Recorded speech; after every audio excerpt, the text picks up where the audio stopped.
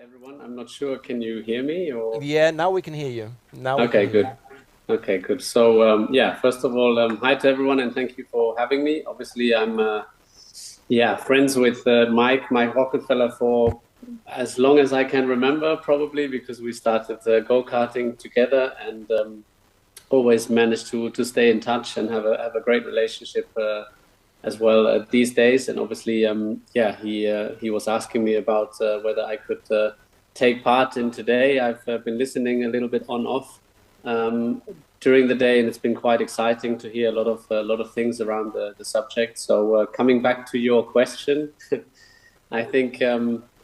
Yeah, it's a very important question looking at motorsport in general, but then looking at Formula One itself. I think Formula One is trying to do lots of things. But as we all know, I think, we are facing a new era, different times, and motorsport is facing a new or big challenge, just like the rest of the world. Something that, all of us motorsport enthusiasts are willing to take on. So the answer in short is that Formula One is trying to do a lot of things, but for sure there's a lot of things that can be done on top. I think the question very quickly boils down to what's the relevance, and I do think that motorsport has a platform and a space, and especially a platform that can be used to shift change. I think the engineering power that we have, the knowledge, the innovation power and skill from all the women and men involved, I think has to be used in a better way to shift up in gear and make us all enjoy the future. In the end, change is always something that I think you and I and everyone initially might be afraid of, but ultimately we do want to change to the better. I think the cars got more exciting over the years, they got faster over the years. If anything, we had to stop them and slow them down. So lots of things that can be done, and looking to a bright future. And as always, a lot of things that can be done a lot quicker than what is the plan. Well, I think similar to any other type of event. I mean, forget the fact that you're playing football or you're racing cars. Obviously, the arena is slightly different, but any type of event that attracts a big crowd has to live up to the responsibilities that come with our times. Now, I think they are different to what they have been, but I think it's different times to what they have been, and it's our responsibility to look out for that. So if we are talking about big crowds, then for sure there's a lot that can be done. There's so many topics to start talking about, but obviously we attract big crowds in Formula One. I think that the sport got more popular in recent years with a new fan base, especially in Northern America, kicking in and making the sport bigger and grow. But with that, there's more people. There's more people that need to get to the track, that need to be managed when they are at the track. So yes, there's a lot that can be done, similar to other big events. Starting from, I don't know, the waste that we produce. Do we need to produce all the waste? Do we have to use single-use plastics? Can we use other forms, recyclable plastics or compostable elements to, I don't know, drink from, eat from? There's one question. Then obviously how people get to the event. Public transport is not just a big topic in general, but also coming and going from events. So yeah, there's lots of things I think we can do. We have to look out for. In the end, we need to, I think, take some of the sort of turnover or money that Formula One in particular makes, and try and reinvest to the promoters and give them the chance to decide for a better, greener, cleaner solution when it comes to handling crowds and dealing with the event.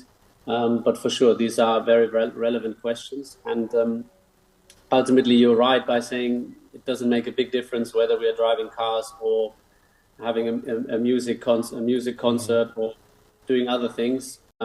Looking at the big crowd and the footprint of the crowd itself, but obviously, to do our sport at the minute, we are, using up resources, and it comes back to the question of relevance. And if we don't find a way to really help shifting change and contribute to the fact that everybody benefits from what we are doing for fun and the innovation and engineering that comes with it, and we're doing to entertain people as well, then I think very soon the question will come up and say, okay, what is the point? I mean, we get the point because we love it. We are motorsport enthusiasts. We grew up with it, and you don't need to explain it to us. But if you zoom out and you speak to a crowd that has nothing to do today with motorsport, very rightly, I think these questions will come up in the future. So it is up to us to sort of be ahead, to be a lap ahead, and not get lapped, so to say, and lead the way, lead the enormous power that we have. I mean, we're spending a lot of money in motorsport in general. Some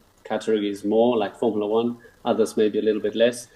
But with that comes a lot of innovation and engineering and power that can be channeled in a better direction, so that everybody, even outside of motorsport, one day benefits. Whether then the answer is electric or hydrogen or something else, that's a completely different question, and one that has to be answered separately. But I think it is our showcase. We are burning fuel at the minute in most categories, and that's something we have to work on.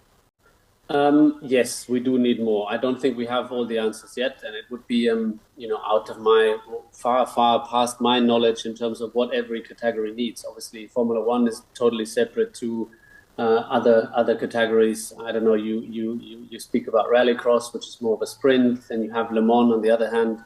Maybe Formula One somewhere in the middle, along with many other championships. So every category has a different demand, but I think thinking bigger picture is what we need is a ton of renewables, and probably more than we can think of, renewable energy, to then explore and go down different routes and try out different things. And that's where I see motorsport has a relevant place. If we can use our what we've been doing for so many years, trying to get a little bit quicker than the guy or the car ahead or behind or whoever is racing next to us. To be faster, that's the name of our game. That's what we know inside out. But using that to, develop maybe a completely different form of transport or powertrain or transportation to shift into the next gear, like I said earlier, and help us to make the world a better place. I think that's where motorsport has huge potential and can be used, because it's held worldwide. It's not just the pinnacle that you might see in circuit racing like Formula One, or on the bikes with MotoGP, or rallying with World Rallycross Championship. There's a lot of other categories and enthusiasts, small and big, popular and not popular. But, I think if again you use obviously the most popular series to advertise and to showcase that it can be done. And even if it sounds strange to have motorsport and sustainable in the same sentence, but yes, I think there is incredible technologies already around. Looking at Formula One today, for example, the engine is incredible in terms of efficiency. It's probably the most efficient combustion engine there is out there. But then, is the transfer to the road technology relevant today? The answer is probably no. So that's where I think it can be improved to find technologies that are more relevant and find a healthier and faster introduction into everybody's life, even if you are outside racing or outside motorsport. Yeah, I think it is. Obviously, Germany has a long history of no speed limits on the motorways, and it is only Germany, nowhere else in the world. Maybe there might be some places. It's easier in Denmark and Belgium and France and everywhere in the world. Yeah, so I think what I'm trying to say is most places in the world do have a speed restriction, and people are fine. People are just as happy as they are, or not happy as they are in Germany. So I don't think there is a direct relation between speed restrictions and happiness for the general public. Now, for certain people, obviously, it's what they are used to. But what you are used to has nothing to do with, really a feeling or a sense of freedom. That's one where I take a quite strong position in terms of, it's something we're used to, but has nothing to do with freedom. So it's something we can easily get rid of. So lose the ability to go as fast as you like on the motorway, and you will not feel unfree. It's not like you enter different countries whilst coming from Germany, or on the way from Germany to France. You enter France and you think, I feel locked up. if that's the case, then I think there might be some other issues that you have to address first. The second thing, and that's a no-brainer, is I think just in terms of safety, obviously by having bigger speed differences between cars, potentially there is a chance for accidents. Now, that's not just true for the racetrack, but much more so true on the public roads. So if one accident can be avoided with fatal outcome or even just an injury, then we all should be happy to step down and say, look, we go slower for the sake of that one accident, and there's more than one accident not happening. So those are the two for me, the two main pillars. But then there's the third one, obviously, and that is sort of a no-brainer, that there will be less emissions caused with a speed restriction over Germany. Now, if you look at the map of Germany, I'm pretty sure that we have lots of construction sites, we have lots of restrictions already. So it wouldn't impact a lot of roads to lose the speed restriction. So it probably will not make a big difference anyways, but the discussion is huge, and I find it a little bit, failing a little bit, to highlight really what the topic is about. If we can save emissions tomorrow with the speed restriction, that's fine. I know that also this discussion has not just the potential to be very popular, but also some funny sides to it, like the argument there's not enough science to introduce a speed limit in the future because the signs are just not around and they have to be made first. Now, I think these things, those challenges shouldn't be impossible challenges in the bigger picture, but that's why, long story short, I'm pro a speed limit, because I think if you can save a life, that's a good thing, always a good thing. If you can help to avoid emissions, that's a good thing. And is it really part of our freedom? I don't think so. Well, I don't know. I mean, obviously, I'm happy to finish the season. It's a huge step that I'm, ahead of for the future. I for sure I have a very big passion for driving. At this point, I'm not sure how much I'm going to miss it or not, but it very much will depend on what I will do next. And we spoke, and I followed the day today, and there's lots of enthusiasm and different ways to look at and different ways to address, which I think is key to solve the big puzzle that we have to solve, because one, we have no alternative and no other option, but also make the future worth living for us, but also for many generations to come, ideally. So something worth fighting for, and something that I think I will be naturally always interested in, trying to put the two together, motorsport and the future.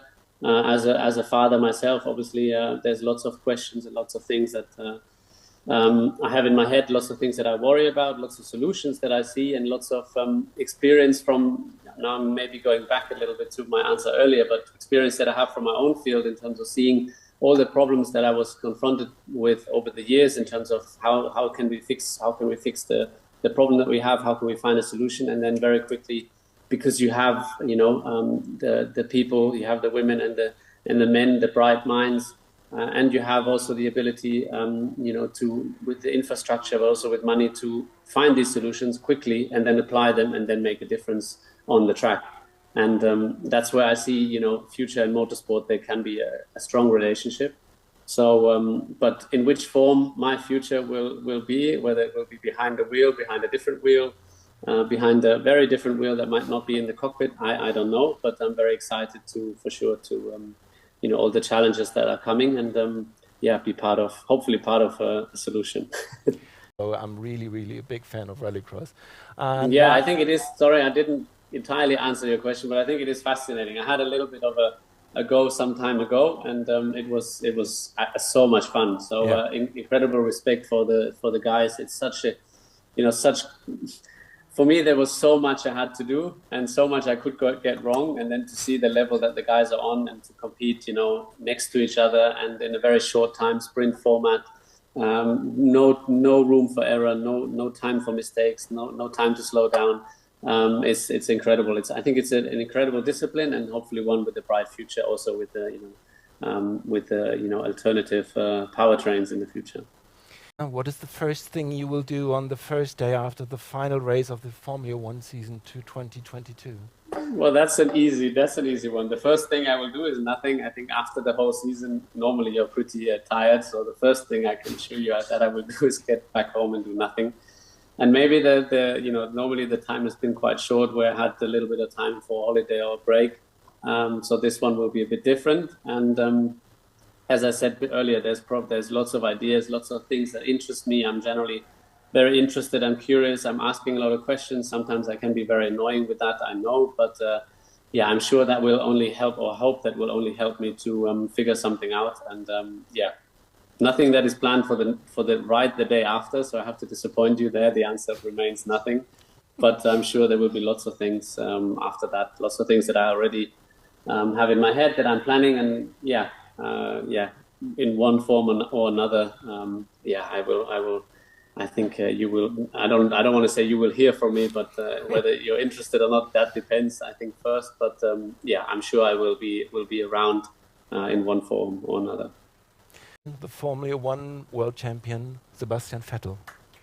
Thank you for having me, and thanks for the contribution before me. As I said, I was a bit on and off, but it was very interesting to hear the various speakers, and yeah, for everything that's coming. I think it's a great initiative to put it together on a day and have so many, around the topic, but so many different areas that get some highlights. So thank you. Thank you, Sebastian. Ladies and gentlemen, that was Sebastian Vettel.